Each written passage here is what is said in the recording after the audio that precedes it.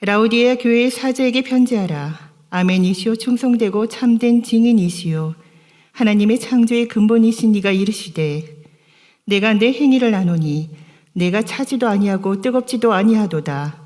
내가 차든지 뜨겁든지 하기를 원하노라.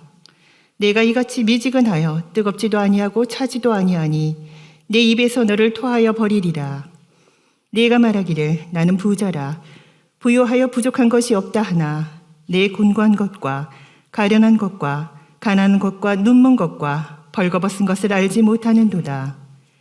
내가 너를 권하노니 내게서 불로 연단한 금을 사서 부요하게 하고 흰 옷을 사서 입어 벌거벗은 수치를 보이지 않게 하고 안약을 사서 눈에 발라보게 하라. 무릇 내가 사랑하는 자를 책망하여 징계하노니 그러므로 내가 열심을 내라 회개하라. 볼지어다 내가 문 밖에 서서 두드리노니 누구든지 내 음성을 듣고 문을 열면 내가 그에게로 들어가 그와 더불어 먹고 그는 나와 더불어 먹으리라. 함께 읽겠습니다. 이기는 그에게는 내가 내 보좌에 함께 앉아 주기를 내가 이기고 아버지 보좌에 함께 앉은 것과 같이 하리라. 귀 있는 자는 성령이 교회들에게 하시는 말씀을 들을지어다. 아멘. 자, 오늘 드디어 이제 라오디게아 요한계시록의 마지막 교회에 대하여 여러분과 함께 말씀을 나누겠는데요. 오늘도 성령이 교회들에게 하시는 말씀을 들으시기를 축원합니다. 자, 순서부터 한번 볼까요? 자, 애써 벌어도 빌라 하나를 못 산다. 저게 무슨 말인가 하시는 분들은 회개하시고 여러 번 설명했으니까요. 자, 저게 뭐 딴 게 아니고 우리 7교회를 외우는 순서라고 말씀드렸어요. 자, 애가 뭐죠? 에베소, 서는 서모나, 버는 버가모, 두는 두아디라, 사는 사대, 빌은 빌라델비아, 라는 라오디게아 순서입니다. 잊을래야 잊을 수가 없어요. 자, 아무쪼록 그동안의 묵상들이 이 어려운 시대를 살지만 버티고 견디고 인내하며 이기는데 여러분들에게 힘이 되셨기를 바라고요. 오늘도 이 라오디게아를 향하여 주님이 주신 메시지를 통하여 여러분들에게 큰 도전과 또 용기가 되시기를 주님의 이름으로 축복합니다. 자, 뭐니 해도 이 라오디게아 교회를 살피면서 가장 우리가 눈에 띈 것 중에 하나는 주님이 이 교회에 대해서만큼은 단 한마디의 칭찬도 하지 않으셨다는 것입니다. 여러분 어떻게 생각하세요? 교회가, 세상의 어느 교회가 교회라는 이름을 가지고서도 주님이 눈 씻고 봐도 칭찬할 게 하나 없는 교회다. 참 충격적이지 않습니까? 에베소 교회부터 지난 빌라델피아 교회까지는 그래도 한마디씩이라도 칭찬은 있었는데, 게다가 서머나 교회와 빌라델피아 교회는 아예 책망도 없는 칭찬 일색이었는데 어떻게 된 판인지 이 라오디게아 교회는 어떤 칭찬 한마디조차도 없었을까? 여러분, 교회라고 하는 것이 처음 세워질 때, 그리고 특별히 라오디게아 교회도 골로새 교회를 세운 에바브라가 히에라볼리에도 교회를 세우고 라오디게아에도 교회를 세우겠다고 마음먹었을 때 분명히 이 교회를 향한 꿈이 있었을 것입니다. 하나님께 영광 돌리고 복음을 전하고 성도의 교제와 믿음의 훈련과 그리고 세상의 빛과 소금이 되어보겠다고 그런 원대한 꿈을 가지고 어느 교회든지 개척되었을 것 아닙니까? 하지만 세월이 흐르면서 어찌된 판인지 그만 지금은 그 어느 것 하나도 칭찬할 것이 없는, 오히려 책망만 받고 골칫거리만 된 그런 교회가 되어버렸느냐는 것입니다. 여러분, 솔직히 말해서 그런 교회가 이 땅에 뭐가 필요합니까? 어차피 책망만 받을 교회가 이 땅에 뭐가 필요합니까? 하나님에게도 이웃에게도 본인들에게도 하나 좋을 것이 없는 교회가 아닙니까? 그럴 바에야 존재의 이유가 요만큼도 없는 교회, 당장이라도 문 닫아도 좋을 교회가 바로 라오디게아 교회였습니다. 하지만 여러분, 더 큰 문제는 이렇게 큰 소리 칠 수 없는 게요, 설마 우리 교회는 아니겠지라고 장담할 수 없다는 것입니다. 설마 나는 아니겠지 장담할 수 없다는 것입니다. 왜냐하면 우리의 판단은 하나님의 판단과 많이 다를 수 있으니까요. 나는 자신 있지만 하나님은 아니다 하실 수 있으니까요. 나는 천국 갈 확신이 있다 말할 수 있지만 주님은 나는 너를 도무지 알지 못한다 하실 수 있으니까요. 그러나 여러분, 오늘 이 요한계시록 7교회 마지막 교회인 라오디게아 교회를 들으면서 여러분, 오늘 말씀은 더 남 얘기로만 듣지 마시고 나에게 하시는 말씀으로, 우리 교회에 하시는 말씀으로 듣는 겸손함이 있기를 바랍니다. 특히 주님은 매 교회마다 그 교회 사자에게 편지한다 그러셨지 않습니까? 자, 오늘도 보면 라오디게아 교회의 사자에게 편지한다 그렇게 말씀하셨습니다. 여러분, 사자가 누구죠? 헬라어로 앙겔로스, 천사라는 뜻이라고 이미 설명드렸습니다. 실제로 성경에서도 그 뜻으로 많이 쓰인다고 말씀드렸습니다. 하지만 이 앙겔로스가 꼭 그렇게만 쓰이는 게 아니라는 것도 제가 사대교회 설교할 때 말씀드렸습니다. 자, 마태복음 11장 10절에 보면 여기서 말하는 사자는 침례 요한을 가리킵니다. 누가복음 9장 52절에 나와 있는 이 사자는 야고보와 요한을 가리키는 말입니다. 그러므로 적어도 이 두 구절에서는 천사를 뜻하는 사자가 아니라 주님의 길을 준비하는 모든 이 땅의 제자들, 주님의 길을 준비하는 이 땅의 모든 성도들을 표현하는 것입니다. 그러므로 주님이 이 편지를 7교회 사자에게 보내셨다라고 말씀하시는 것은 오늘 이 시대에도 주님이 오실 날을 기다리며 그 주님의 재림을 준비하는 모든 성도, 바로 예배드리는 저와 여러분들을 가리키는 말인 것입니다. 그러니 오늘 이 말씀을 단 한 분이라도 오늘 말씀은 교회 이야기구나, 교회라는 단체 이야기구나 이렇게 생각하지 마시고 저와 여러분 모두에게, 그리고 나에게 주시는 말씀이라 이렇게 생각하시고 들으시기를 바랍니다. 그래도 참 다행스러운 것은 그럼에도 불구하고 이 라오디게아 교회는 칭찬 한마디 듣지 못하는 책망일색인 교회이긴 했지만 그래도 그 책망이라도 해주신다는 것이 너무 감사합니다. 무슨 말인지 이해가 되시나요? 만약에 이 라오디게아 교회를 아예 포기하셨다면, 아예 버리셨다면 그 책망조차도 할 가치가 없다고 여기셨을 텐데, 그래도 뭔가 책망이라도 해주시고 계시다는 것은 아직도 주님은 그 교회에 대한 뭐가 남아있다? 미련이 남아있고 감정이 남아있다는 뜻입니다. 자, 그래서 19절 말씀에도 뭐라 그랬죠? 물은 내가 사랑하는 자를 책망하여 징계하노니. 요한계시록의 7교회 중에 어느 교회도 이런 표현은 라오디게아 교회가 처음이고 마지막입니다. 내가 너를 왜 책망하는지 알아? 내가 왜 너를 징계하는지 알아? 그래도 일말 너를 아직도 사랑하고 있기 때문이야. 사랑의 반대는 무관심이잖아요, 여러분. 하지만 책망이라도 하고 징계라도 하려고 하시는 것은 그래도 라오디게아 교회를 주님이 여전히 붙들고 사랑하고 계시다는 것입니다. 아멘. 여러분, 이게 그래도 라오디게아 교회가 책망은 받았으나 다행이라면 다행입니다. 그래도 주님이 뭔가 계속해서 안타까워서 말씀하고 계시니까요. 더 놀라운 것은 이 라오디게아 교회를 향한 주님의 약속입니다. 자, 21절에 보시면 내가 내 보좌에 함께 앉게 하리라. 너를 내가 앉는 하늘의 보좌에 함께 앉게 하리라.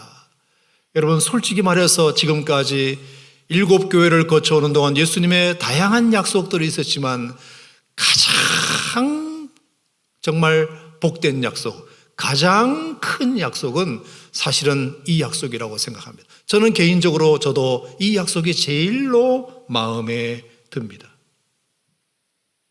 그만큼 주님은 라오디게아 교회에 대한 기대와 사랑을 여전히 저버리지 않으셨고, 마치 탕자가 돌아오기만 하면, 탕자가 집 나간 탕자가 아버지 재산 다 멀어먹었을지라도 그래도 그가 회개하고 돌아오기만 하면 죽었다가 살아 돌아온 아들처럼 다시 나도 뛰어나가 그를 안고 입 맞추고 가락지 끼우고 새신 신기고 송아지 잡고 잔치하시겠다는 의미입니다. 아멘입니까 여러분? 그러므로 여러분 부디 이 포기하지 않는 주님의 사랑 생각하셔서 회복만 한다면 그 누구보다도 더 큰 영광의 자리에 앉게 하시겠다는 약속을 생각하셔서 혹시 너무 멀리 왔다 싶으시더라도 포기하지 마시고 다시 오늘 이 말씀을 꼭 붙드시고 믿음 회복하시는 여러분 되시기를 주님의 이름으로 축원합니다. 세 번째 제가 정말 다행스럽게 생각하는 것은 이 책망의 말씀을 라오디게아 교회 성도들이 너무 쉽게 알아듣게 하셨다는 것입니다. 자, 이게 무슨 말이냐? 그 책망하는 이 말씀을 라오디게아 교회 성도들이 딱 한마디 듣기만 해도 이게 무슨 말씀을 하시는지를 금방 단번에 알아들을 말씀을 책망을 그렇게 하셨다는 것이 저는 너무 다행스럽다고 생각합니다. 만약에 주님이 책망을 하셨는데 그 책망을 도대체 무슨 말인지를 몰랐다면 그 책망을 받고 돌아오는 회개하는 속도가 늦었을 텐데 너무나 쉽게 너무나 아주 피부에 와닿게 주님이 책망을 하셨기 때문에 쉽게 이 라오디게아 교회도 돌아올 수 있는 기회가 되었다. 저는 그것이 그나마 라오디게아 교회가 책망을 받았지만 다행스러운 것이라고 생각하는데요. 제가 그 이유를 이제 여러분들과 함께 설명을 드려보도록 하겠습니다. 자, 라오디게아 교회를 향하여 주님이 책망을 하실 때 알아듣게 하셨다는 말이 무슨 뜻이냐? 자, 라오디게아는 원래 그 셀류쿠스 왕조의 안티오코스 2세가 세운 도시예요. 기원전 3세기에 저 들판 한가운데다가 도시 하나를 세우게 됩니다. 그러면서 그 도시의 이름을 뭐라고 했느냐 하면 안티오코스 2세 자기 부인 이름을 따가지고 라오디케라는 부인 이름이었는데 그 이름을 따서 도시 이름으로 정하게 됩니다. 그러니 그만큼 자기 부인한테 딱 맞는 도시로 이 라오디게아 교회를 라오디게아라는 도시를 세웠다고 볼 수 있습니다. 자, 그래서 보세요. 얼마나 그 도시가 웅장했는지 모르고요. 길도 넓고요. 그리고 멋있는 신전도 크게 들어섰습니다. 게다가 거기 보면 원형극장이 2개나 있었는데 저도 가봤습니다만 하나는 15,000명 정도 수용할 수 있는 원형극장이고 하나는 10,000명 정도 수용할 수 있는 원형극장이 도시에 2개나 있었어요. 보통 원형극장은 그 도시의 10분의 1 정도 도시의 사람들을 수용할 수 있도록 짓거든요. 그러니까 하나는 15,000명, 하나는 10,000명이니까 적어도 그 도시 인구가 20만 명은 넘었다는 뜻입니다. 그러니까 얼마나 큰 도시였는지 몰라요. 자, 지형도 보면요. 여러분 보이는지 모르겠지만 약간 이렇게 솟아있어요. 그 지형이 솟아있습니다. 도두어져 있습니다. 그래서 올라가 보면 사방팔방이 다 보이는 천연 요새였습니다. 게다가 그 주변에 얼마나 많은 강들이 흐르는지 몰라요. 그냥 사방팔방으로 강이 흘러서 얼마나 물도 넘쳤는지 모릅니다. 게다가 주변에는 양떼 목장도 있어서 모피코트를 만드는 모직 상업도 발달했고요. 목화밭도 엄청 커서 면직 산업도 발달했습니다. 그래서 실제로 여기에 옷이 너무 유명해서 로마의 원로원들이 입었던 제복 흰 옷이 있었는데 거의가 다 메이드 인 라오디게아일 정도로 여기서 생산되는 옷을 로마에서도 알아줬다고 합니다. 자, 이 옷 이야기.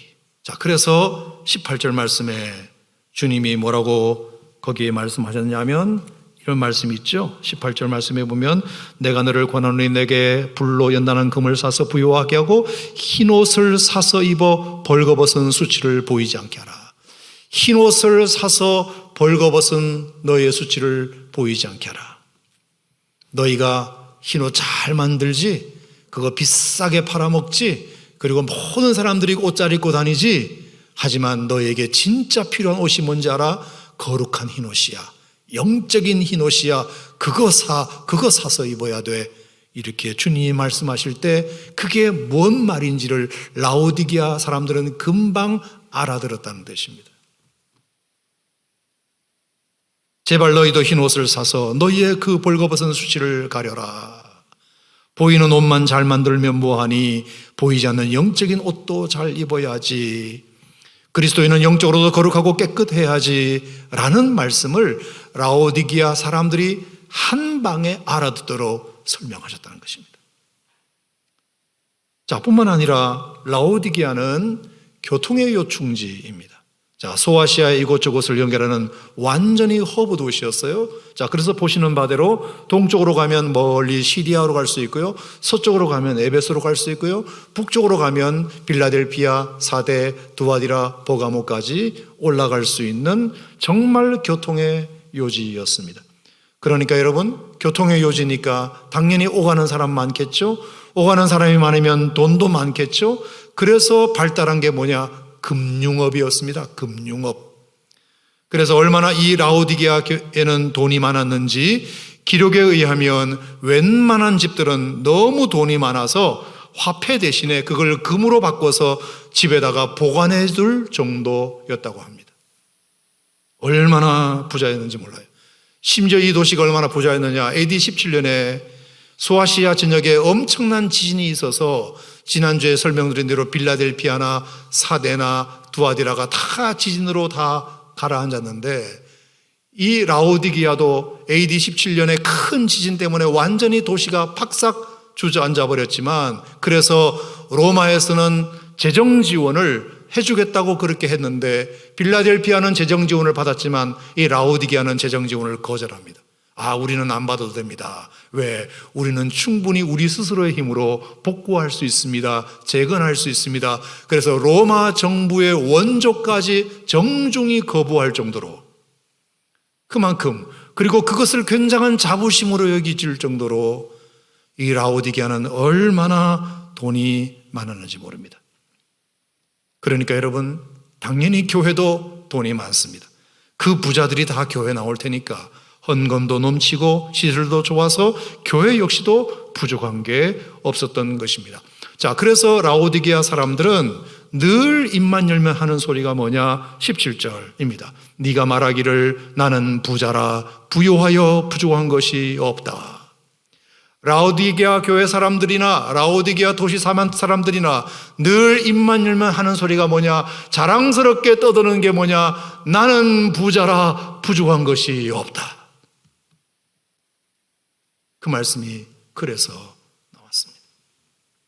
하지만 주님의 평가는 어땠다? 부족한 것이 없다 하나. 너의 곤고한 것과 너의 가련한 것과 너의 가난한 것과 너의 눈먼 것과 너의 벌거벗은 것을 알지 못하는구나. 중요한 것은 나의 평가가 아니라 주님의 평가 아닙니까? 주님이 정확한 심판자죠. 아무래도 너희들은 그 돈 때문에 망하게 생겼구나. 그 돈 때문에 하나님을 버렸구나. 부자가 천국에 들어가는 것이 낙타가 바늘 끼도록 통과하는 것보다 더 어렵다는 것을 너희가 어찌 잊었느냐. 하나님과 재물을 겸하여 섬길 수 없다는 것을 너희가 어찌 잊었느냐. 제발 그러므로 부탁이니 그 보이는 황금만 모으려 하지 말고 불로 연단한 금을 사거라. 변하지 않는 불순물을 없는 믿음의 금을 좀 사거라. 그래서 18절 말씀에 내가 너를 권하노니 내게서 불로 연단한 금을 사라. 집안에 꼭꼭 숨겨둔 그 금이 아니라 불로 연단한 믿음의 금을 너희들은 사야 한다. 믿음의 금을 사야 한다. 그러니까 이 말이 라오디게아 성도들에게 팍 와닿았을까요? 안 와닿았을까요? 확 와닿죠. 우리 집안 장롱에 숨겨둔 금이 중요한 게 아니라 내게 정말 정금 같은 믿음의 금이 없다는 것이 우리에게 문제구나. 주님이 보실 때는 우리가 아무리 부자라고 떠들고 다녀도 주님 보실 때는 가난하구나. 주님 보실 때는 곤고하구나. 주님 보실 때는 가련하구나. 주님 보실 때는 벌거벗었구나. 우리가 아무리 좋은 흰옷을 입고 다녀도 주님이 보실 때는 다 벌거벗은 것처럼 우리의 수치와 부끄러운 것이 다 보이시는구나.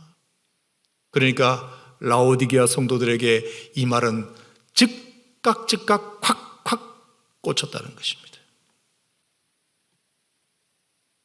자, 거기다가 또 이 라오디게아를 설명하는 중요한 것이 하나 있는데요. 자, 이 라오디게아에서 북쪽으로 9km 가면 너무나 유명한 온천이 있어요. 그게 바로 파묵갈레 온천이에요. 터키에 가보면 안 가본 사람이 없을 정도로 유명한 온천이에요. 지금도 물이 콸콸콸 솟아나고 있는 정말로 터키에서 가장 유명한 온천 파묵갈레가 라오디게아에서 직선 거리로 9km에 떨어져 있어요. 그리고 남쪽으로는 엄청난 산맥들이 있는데 2000m도 더 되는 높은 산들이 즐비해요. 거기는 만년설산이 있어서 거기서 내려오는 시원한 물은 삼다수 저리 갈아요. 얼마나 시원한 물인지 몰라요. 그것이 강을 따라 흘러내리고 있는 것입니다. 그래서 이 라오디게아는 워낙 돈이 많으니까 저것을 어떻게 했느냐 하면 토관을 설치해 가지고요, 파이프를 만들어 가지고 그 온천수 뜨거운 물을 9km를 끌어다가 관으로 연결해다가 집집마다 목욕탕에다가 뜨거운 물 나오게 그렇게 만들었어요. 정말 돈으로 할 수 있는 게 너무 많아요. 그리고 저 만년설 산에서 내려오는 시원한 생수, 그 눈 녹은 물, 그 식수를 15km를 끌어다가 자기 집에 수도꼭지 틀면 물 나오게 만들어놨어요. 하여간 돈이 많으니까 뭐든지 편리하게 해놓고 살았다는 뜻입니다. 그게 바로 라오디게아예요. 하지만 여러분, 아무리 돈이 많아도요, 다 약점은 있고 안 되는 건 안 되는 거잖아요. 자, 그러다 보니까 두 가지 문제가 생기게 되는데, 하나는 그 뜨거운 물이 그만 9km 토관을 통하여 오는 동안 너무 미지근해져 버린 것입니다. 아무리 뜨거운 온천물이라 하더라도 9km를 관을 통하여 끌어오니 그 뜨거운 물이 점점 더 온도가 내려가고 해서 라오디게아에 도착하고 보니까 물이 너무 미지근해서 목욕물로 도저히 쓸 수가 없게 됐다. 또 그 산물, 그 만년설에서 내려오는 시원한 생수, 거기서 출발할 때는 정말 차가운 식수였지만 15km를 관을 통하여 끌고 내려오다 보니 라오디게아에 도착했을 때는 너무나 미지근해진 복사열 때문에 미지근해져 버렸다.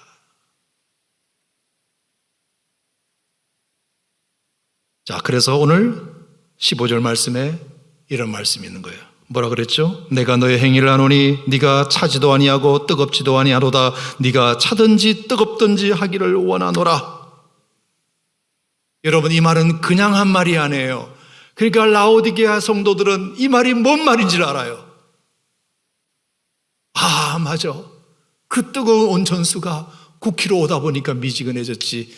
그 차가운 생수가 15km 오다 보니 미지근해졌지. 미지근하다는 말이 뭔지 너무나 잘 알아요.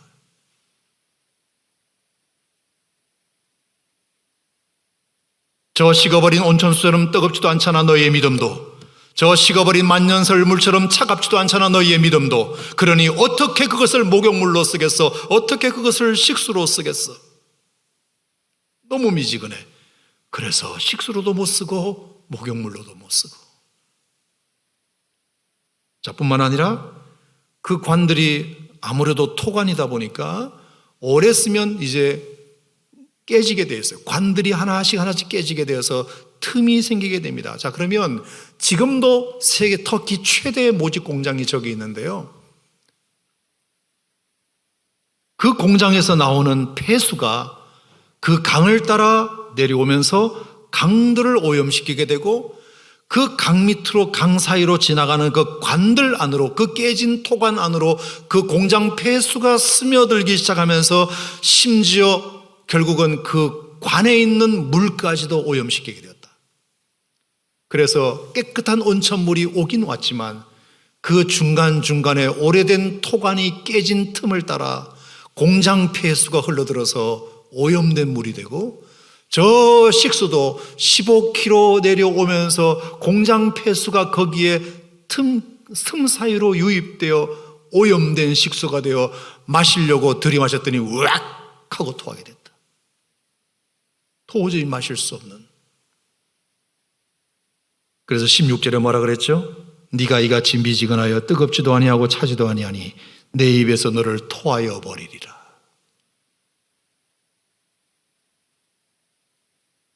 가뜩이나 김 빠진 콜라나 사이다는 마시기 역겨운데 공장 폐수로 오염까지 되었으니 당연히 그물은 역겨워 토할 수밖에 없는 것입니다.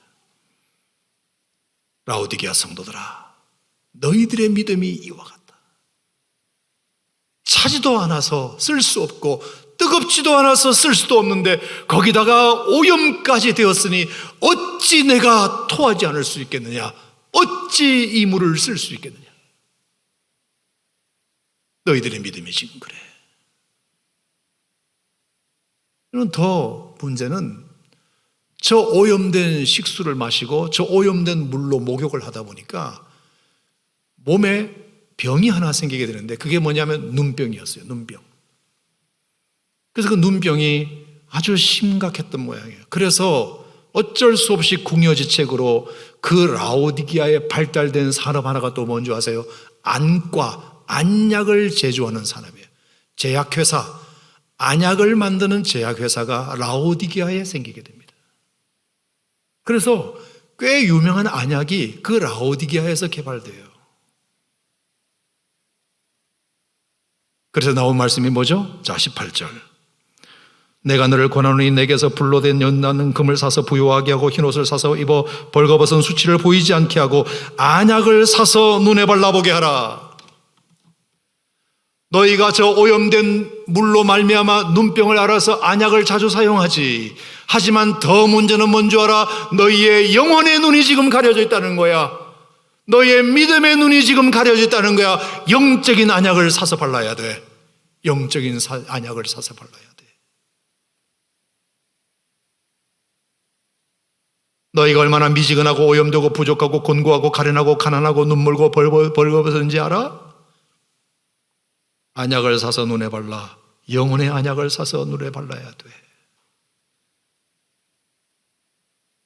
그러니 여러분, 라오디게아 교회의 성도들에게 하시는 이 말씀 처음부터 끝까지 다 그들이 뭔 말인지 알아들을 수 있는 말씀이에요.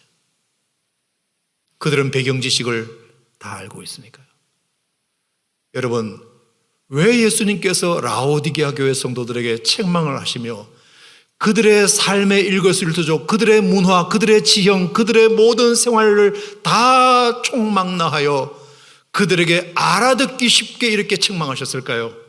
그것은 그들을 그래도 사랑하시기 때문이고, 그리고 너무 급하기 때문에. 못 알아들 이야기를 하면 한참 생각해야 되지만 빨리 알아듣게 설명해서 그들이 빨리 회개하고 돌이키기를 주님은 원하셨던 것이에요. 믿으시면 아멘. 그렇다면 여러분, 라오디게아 교회 성도들이 이 말씀을 들을 때 얼마나 뜨끔했을까를 생각하면서 여러분도 그러셔야 돼요. 이 말씀이 얼마나 우리에게 뜨끔한 말씀인가.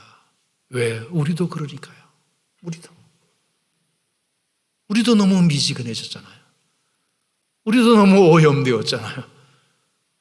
우리도 지금 내가 부족한 것이 이렇게 많은데도 문제없다고 그냥 버티잖아요.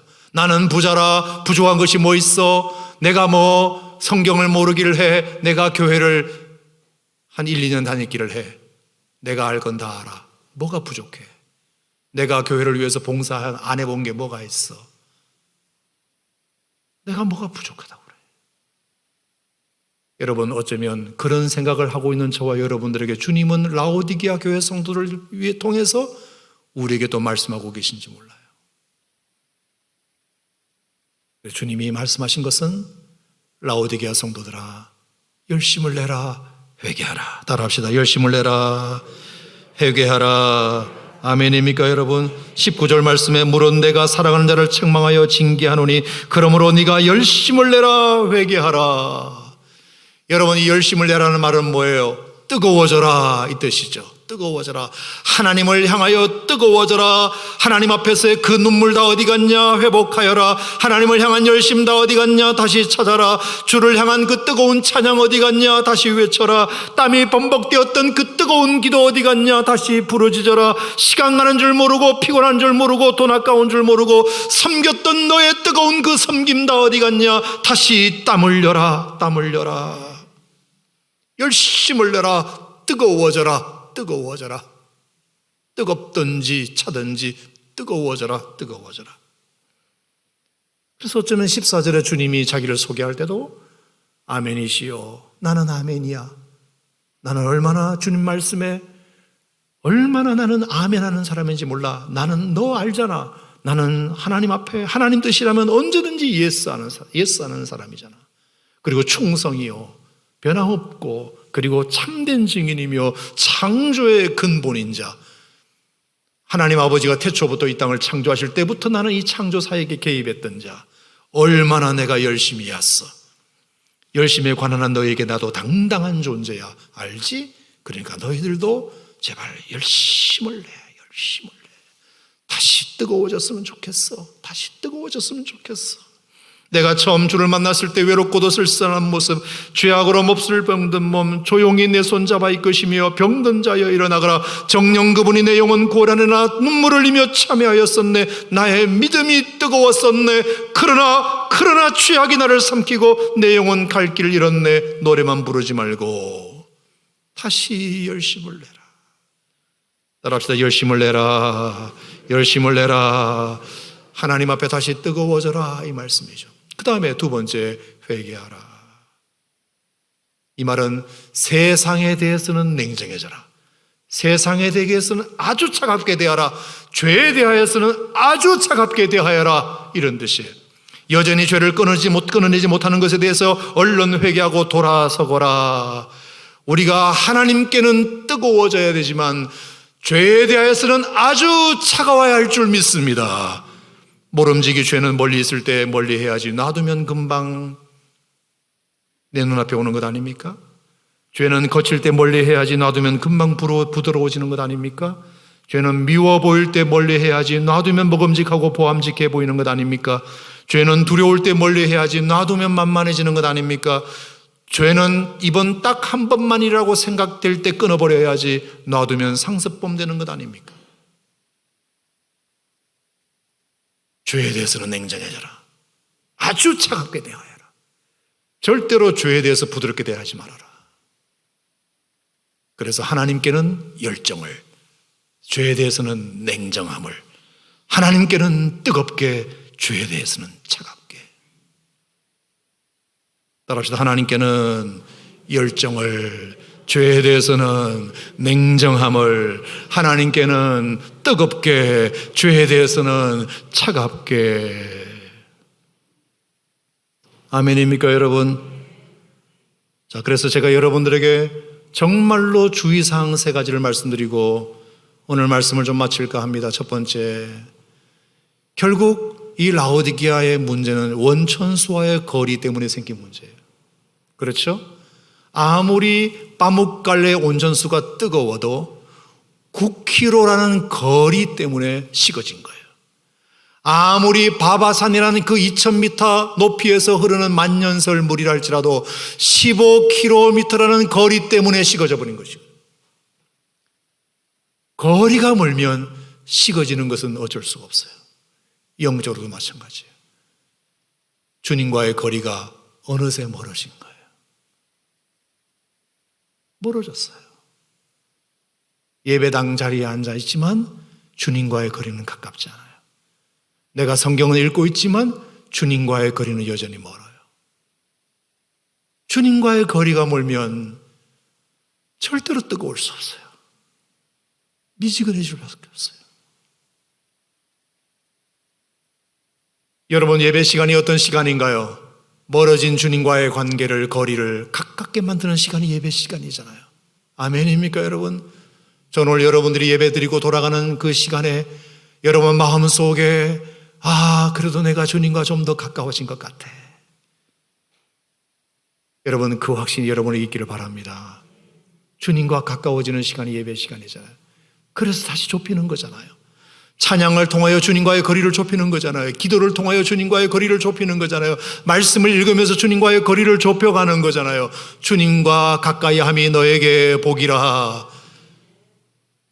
원천순과의 거리가 문제예요. 그거 주의하셔야 돼요. 거리가 떨어지지 않도록 늘 조심하세요. 두 번째는 오염물질의 유입이에요. 자, 그 긴 관을 타고 라오디게아까지 오는 동안 공장 폐수가 깨어진 틈 사이로 스며들어서 결국은 식수도 오염시키고 온천수도 오염시켰어요. 주님과의 거리가 멀어지면 반드시 생기는 문제가 뭔지 아세요? 세상 물질이 오염돼요. 그 틈을 타고 들어와요. 꼭 그래요. 주님과 가까우면 그런 일이 없는데 주님과의 거리가 멀어지면 멀어질수록 그 긴 관 속에 어느 관의 한 부분은 틈이 생겨서 세상에 오염된 물질이 유입되게 돼 있어요. 그러면 그 깨끗한 물도 금세 오염되어 웩 하고 토할 수밖에 없는 물이 되고 말아요. 파이프라인을 다시 점검하세요. 자기 점검의 가장 좋은 도구는 역시 말씀과 기도예요. 왜냐하면 말씀은 나를 비추는 거울이고 기도는 나를 달아보는 저울이기 때문이에요. 우리는 오늘도 이 예배 시간을 통하여 말씀을 듣고 기도를 드리는 이유가 뭐냐? 세상에 살면서 무엇에 내가 오염되었는지 나를 거울에 비춰보기 위함이에요. 믿음의 성현들도 보세요. 다윗도 나단을 통하여 말씀을 들었잖아요. 그러니까 자기를 보는 눈이 생겨서 하나님 앞에 얼마나 침상을 적시며 회개했나요? 바울도 은혜 받고 자기를 보는 눈이 생겨서 오라 나는 곤고한 사람이다 고백했잖아요. 이사야도 성전에 들어가서 기도하면서 자기를 보는 눈이 생겨서 화로다 나는 망하게 되었도다 고백했잖아요. 욥도 마찬가지 하나님의 음성을 다시 듣고는 자기를 보는 눈이 생겨서 지금까지 자기가 했던 모든 말을 스스로 거두어드리고 티끌과 제 가운데 하나님 앞에 회개한다고 얘기했잖아요. 하나님 말씀을 제대로 보는 사람은, 기도를 제대로 드린 사람은 반드시 자기를 돌아보게 되겠어요. 내가 뭐가 잘못되었는지를 바라보게 되었다고요. 왜? 말씀은 거울이고 기도는 저울이니까요. 내 죄의 무게가 얼마나 무거운지, 나의 헌신의 무게가 얼마나 가벼운지 하나님의 저울에 딱 올려놓으면 바로 몇 그램인지 딱 나오니까요.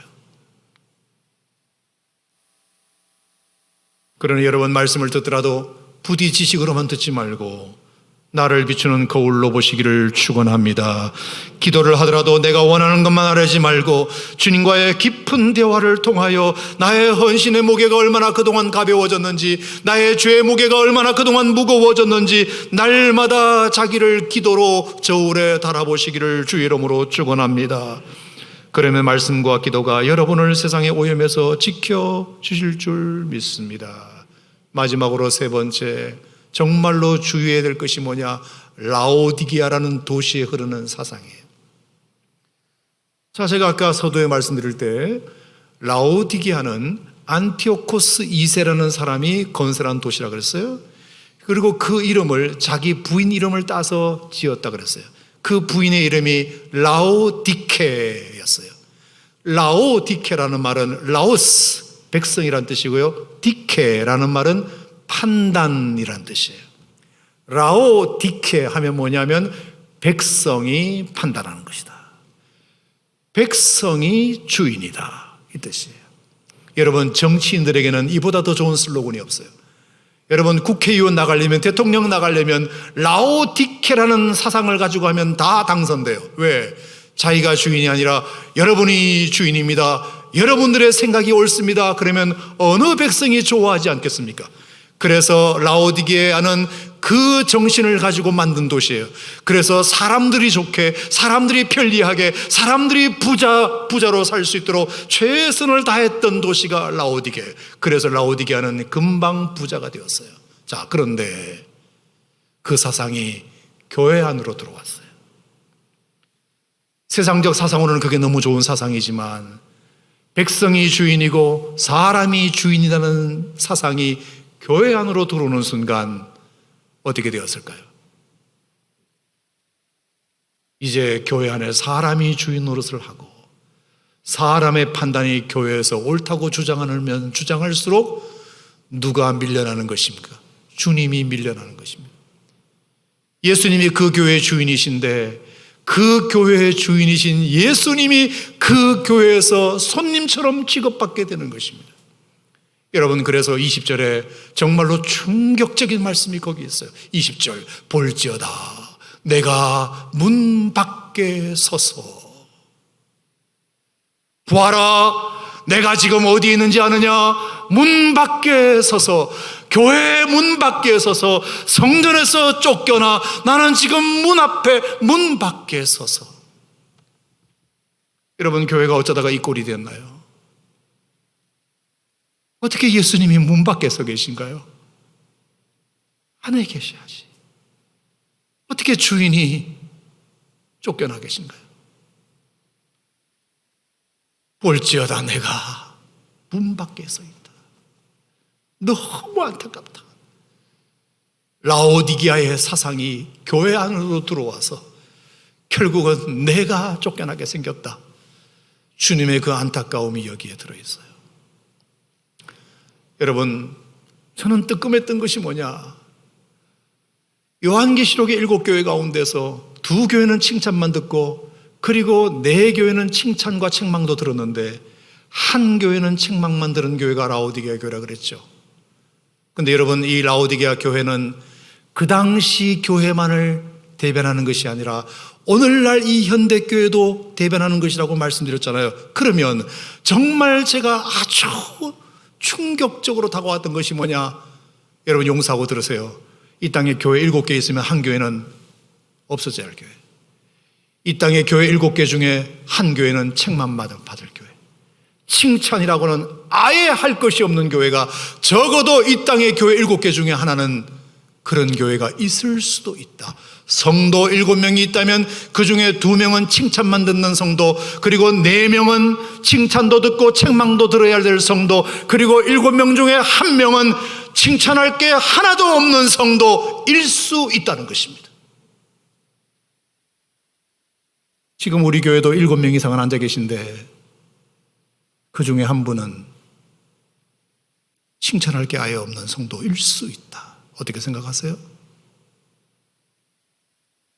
주님이 문 밖에 서서, 주님이 밀려나서 문 밖에 서서 나 좀 들여보내달라고, 나 좀 들여보내달라고, 내가 이 교회의 주인인데 너희들이 왜 나를 밀어내었느냐고, 나 좀 들여보내달라고 문 밖에 서서 두드리고 계신,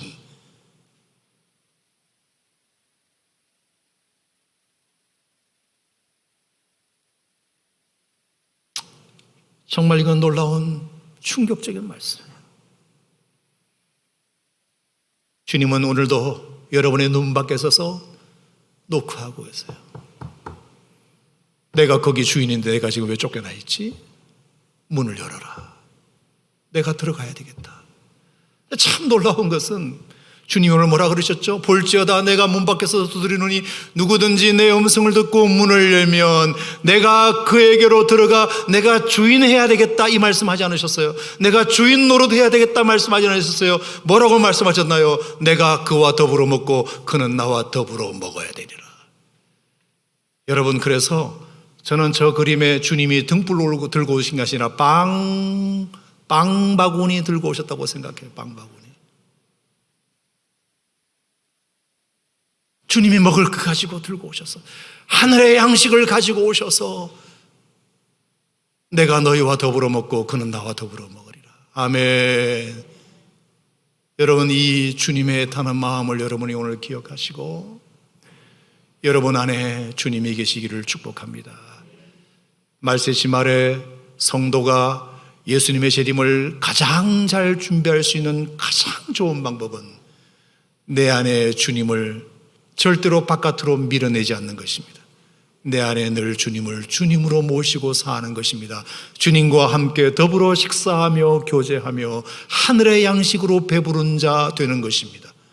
그것이 재림을 준비하는 가장 좋은 성도의 모습이다 생각합니다. 믿으시면 아멘. 자, 여기까지 오늘 라오디게아 교회까지 7교회를 다 마쳤습니다.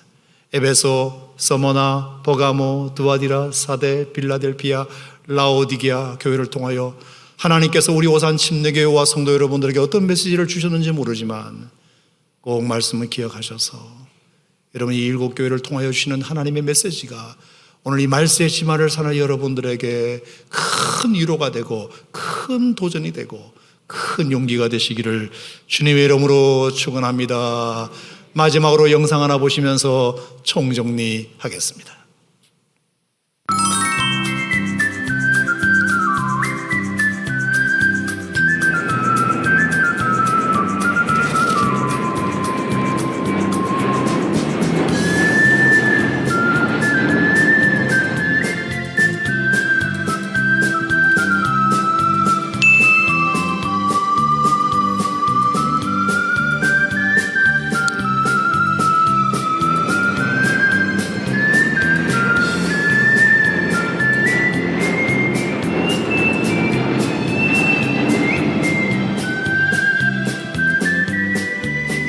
첫 번째 교회 에베소 교회, 처음 사랑을 버렸다고 책망받았던 교회, 여러분 기억하시죠?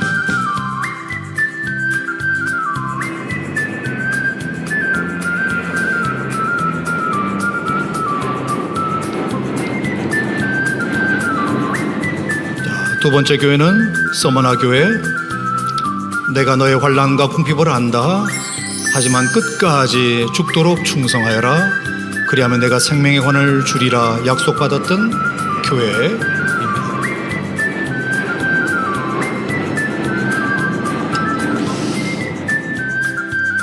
세 번째 교회는 버가모 교회입니다. 발람의 교훈을 지키다가 니골라당의 교훈을 지키다가 하나님 앞에 책망받은 교회. 네가 회개하지 않으면 내가 너에게 칼을 댈 수도 있다고 말씀하셨던 교회, 버가모 교회였습니다.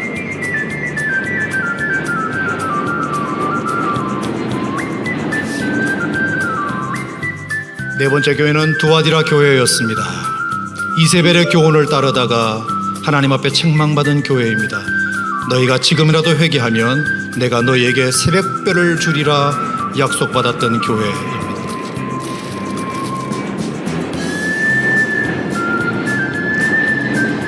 다섯 번째 교회는 사대 교회입니다. 너희가 살았다는 이름은 가졌으나 실제는 죽은 자도다. 그러므로 잠자는 자여 죽은 자 가운데서 일어나라 말씀 들었던 교회가 사대 교회입니다.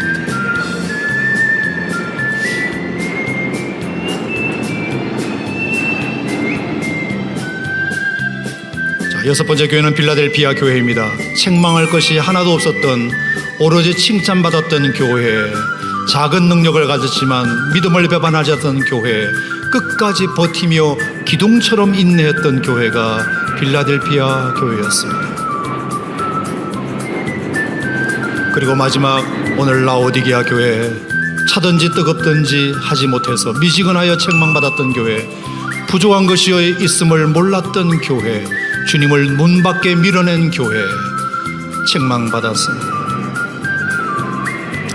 여러분 오늘 이 7교회 이야기는 바로 오산 침례교회, 우리 교회에 대한 이야기일 수 있으니 우리 모두 이 말씀을 잘 유념하고 우리 교회에 이 말씀 다 적용해 가기를 주의 이름으로 축원합니다.